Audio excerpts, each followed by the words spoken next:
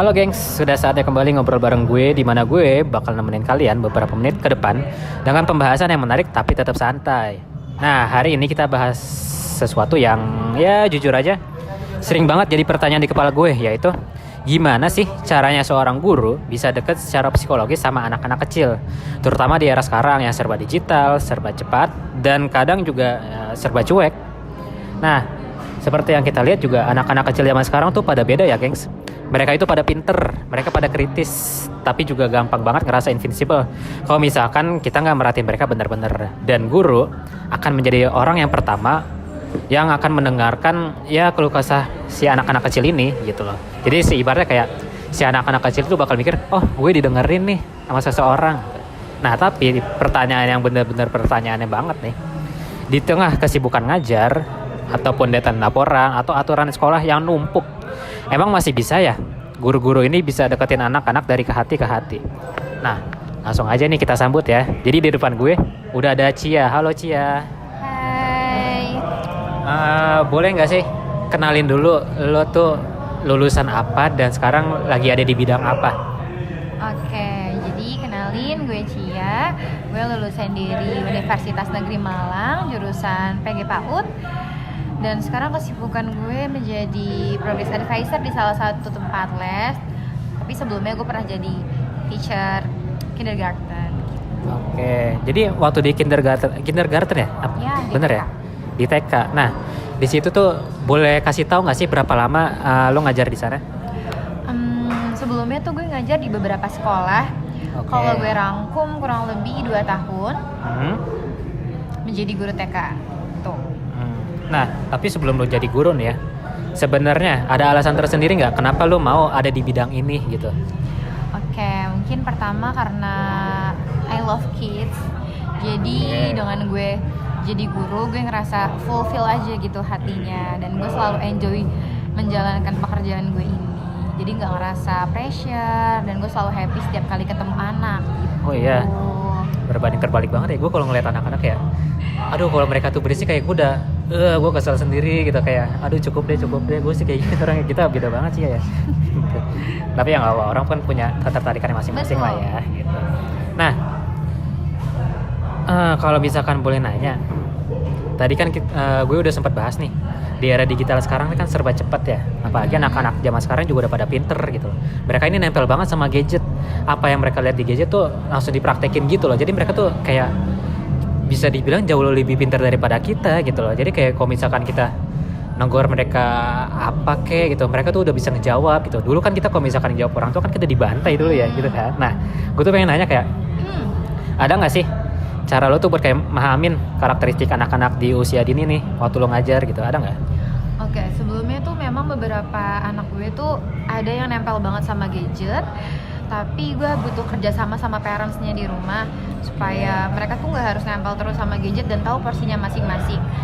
Mungkin dari awal memang udah dikasih tahu kapan waktu main gadgetnya, apakah mereka main gadget itu saat weekend doang untuk rewardnya dia, karena dari Senin sampai Jumat mereka udah sekolah. Jadi parentsnya tuh ngasih Sabtu dan Minggu itu waktu untuk mereka main gadget. Nah kayak gitu juga disiplin sih menurut gue, karena dia tahu kapan dia harus belajar, kapan dia harus sekolah, dan kapan dia harus bersosialisasi, dan dia tahu waktunya dia tuh bermain gadgetnya kapan, dan nggak ketergantungan sama gadgetnya gitu. Oke, berarti lo kayak bikin komis sama orang tuanya juga sih ya gitu. Kerja sama juga sama parentsnya di rumah supaya pas mereka sekolah nih nggak tantrum karena jauh dari handphone atau dari iPad-nya gitu.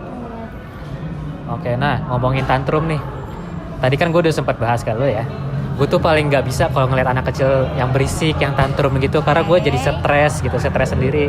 Kayak gue tuh bingung nih anak mau apa gitu. Kadang kan kita mau ngasih ini salah, ngasih itu salah gitu kan. Nah lo nih sebagai orang yang pernah terjun di bidangnya, kalau misalkan lo ngehadapin anak-anak yang tantrum nih, gimana sih caranya? Oke, mereka kan tantrum dari berbagai faktor ya. Mungkin pertama kalau misalkan udah tantrum banget, gue bakal ngedeketin dia dulu nih secara personal. Kasih dia waktu, kasih dia emosinya tuh supaya keluar dulu kenapa dia nangis. Kalau misalkan dia mau nangis, oke, gue terusin kayak oke, silahkan nangis dulu. Kalau udah tenang, dia udah mulai stabil emosinya, gue akan tanya kenapa dia nangis, dan kasih kasih tahu penyebabnya.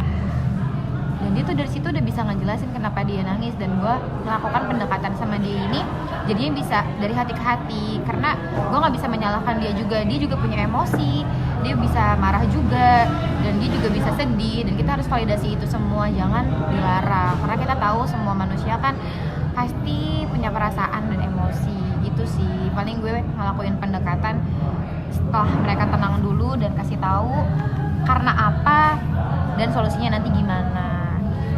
Jadi secara nggak langsung tuh kayak benar-benar ngedengerin dari hati ke hati dulu ya. Betul, gue harus tahu dulu nih dia nangis karena apa. Pasti dia akan cerita. Even dia lagi nangis pun belum cerita, kita tunggu dia tenang dulu. Baru kita tanya apa yang bikin dia nangis, apakah dia nggak nyaman sama temannya atau habis digangguin sama temannya. Nah dari situ kita jadi tahu kan kenapa dia nangis itu. Biasanya kalau udah ngobrol dari hati ke hati dan kita nggak ngejudge emosi dia saat dia marah, dia lebih welcome sih sama kita, nggak ngerasa kita ngomelin dia atau ngehakimin dia, karena kita tahu dia marah pun ada sebabnya. Nah, dari cerita lu tadi nih, boleh nggak sih ngasih tahu gue atau ngasih tahu ke para pendengar gue nih kayak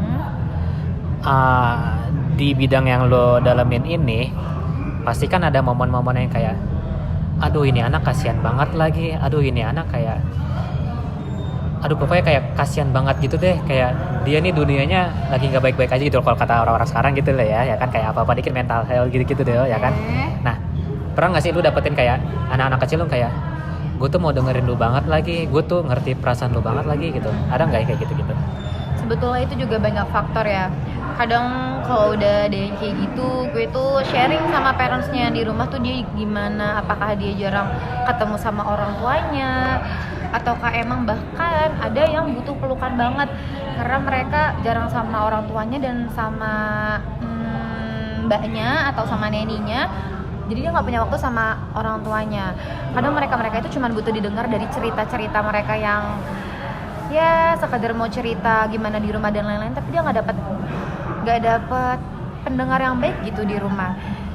Jadi menurut gue apa ya, kita harus bisa paham dulu nih dia kenapa juga di rumahnya tuh ada apa.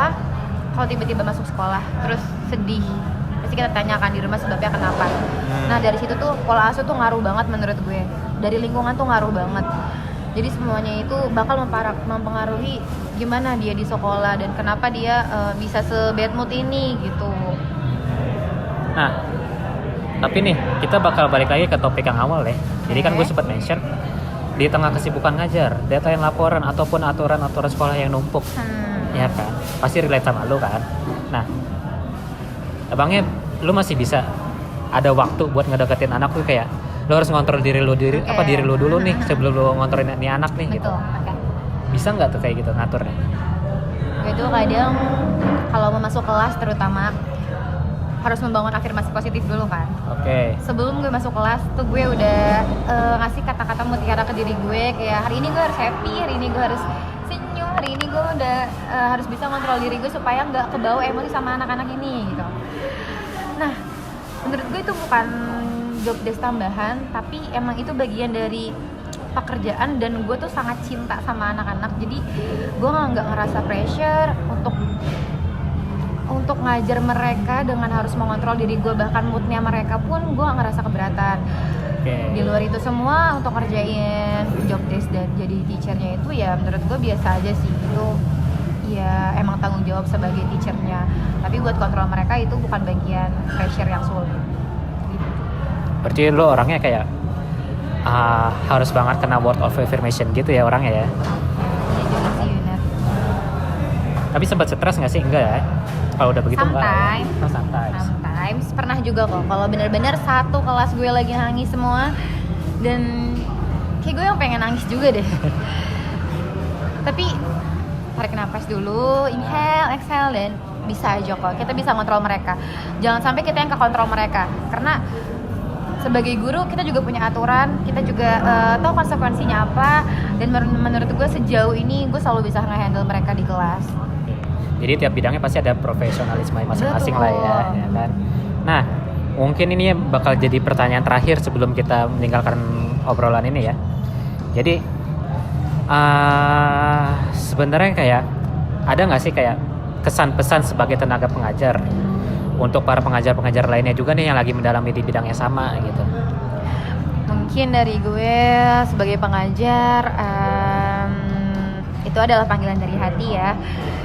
Dan buat orang-orang yang gak suka sama anak kecil mungkin, apalagi khususnya gue sebagai guru TK, itu akan kesulitan.